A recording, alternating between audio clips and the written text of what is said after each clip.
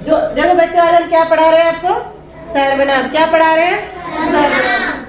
जो शब्द संज्ञा के स्थान पर प्रयोग किए जाते हैं, किसके स्थान पर प्रयोग किए जाते हैं? संज्ञा के स्थान पर प्रयोग किए जाते हैं, उन्हें हम क्या कहते हैं?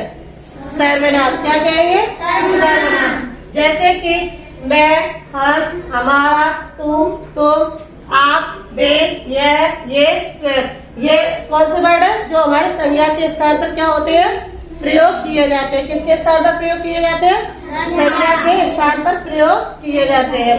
संज्ञा के सर्वनाम के कितने रूप होते हैं? एक वचन और बहुवचन। देखो सर्वनाम के वेद, सर्वनाम के वेद कितने होते हैं? 6। कितने होते हैं? 6। यानी कि 6 वेद होते हैं। किसके वेद होते हैं? 6। सर्वनाम के 6 वेद होते हैं। सबसे पहला हमारा कौन सा वेद है? पुरुषवाचक सर्वनाम। कौन सा है? पुरुषवाचक सर्वनाम। ये हम किसमें यूज करते हैं? जैसे किसी व्यक्ति का नाम या किसी आदमी का नाम, उसमें पुरुषवाचक सर्वनाम का प्रयोग करते हैं। दूसरे नंबर पे आता है निश्चयवाचक सर्वनाम। कौन सा सर्वनाम है? निश्चयवाचक सर्वनाम। निश्चय यानी कि जो चीज फाइनल हो जाती है, उसमें हम निश्चयवाचक सर्वनाम का प्रयोग करते हैं।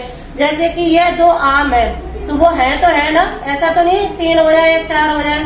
बात समझ में आ रही है? तो उसको हम क्या कहते हैं? चीज निश्चित होती है, उसको हम कौन सा सर्वनाम बोलते हैं? निश्चयवाचक सर्वनाम। समझेगा सर? अनिश्चयवाचक सर्वनाम। जो चीज निश्चित नहीं होती है, जैसे कि जो चीज फाइनल नहीं होती है, उसको हम क्या कहते हैं? अनिश्चयवाचक सर्वनाम। जैसे कि यहाँ 2 चाट से अंगूर पड़े हैं, 2-3 किलो अंगूर ले आओ, तो 2-3 किलो कह दी ना, कुछ निश्चित तो नहीं बताया कि 2 किलो लाने हैं, 3 किलो लाने हैं। बात समझ में आ रही है? कुछ फाइनल तो बताया नहीं है कि 2 किलो अंगूर लेने या 3 किलो लेने, कुछ क्लियर है नहीं है। तो जो निश्चित नहीं होता उसको हम क्या कह देते हैं? अनिश्चयवाचक सर्वनाम। इसी तरीके से आता है प्रश्नवाचक सर्वनाम। कौन सा सर्वनाम? प्रश्नवाचक सर्वनाम। कोई चीज यानी कि कोई प्रश्न बोलता है या क्वेश्चन करता है, उसमें हम पीछे कौन सा निशान लगाते हैं? प्रश्नवाचक सर्वनाम। तो यानी कि प्रश्न जो क्वेश्चन मार्क आता है, इसको हम क्या कहते हैं? प्रश्नवाचक सर्वनाम। इसी तरीके से 5वें नंबर पे आता है संबंधवाचक सर्वनाम। संबंधवाचक जानते हो किससे कहते हैं? जो एक दूसरे से रिलेटेड होते हैं, यानी कि जो एक दूसरे के संपर्क में आते हैं, उनको हम क्या कहते हैं? संबंधवाचक सर्वनाम। क्या कहते हैं? संबंधवाचक सर्वनाम। अब आया 6 नंबर पर निजवाचक सर्वनाम। निज माने की जो हमारे निजी लोग होते हैं, कुछ लोग ऐसे होते हैं फैमिली में या मोहल्ले पड़ोस में, जो निजी यानी कि पर्सनल चीजों के लिए, ऐसा नहीं है कि व्यक्ति के लिए लिए जाए, पर्सनल कुछ चीजें होती है, उन्हें हम क्या कहते हैं? निजवाचक सर्वनाम। समझ में आए? इसी तरीके से पहला नंबर है पॉइंट, उसकी डिटेल देते हैं। इसकी डेफिनेशन है पूर्ववाचक सर्वनाम की।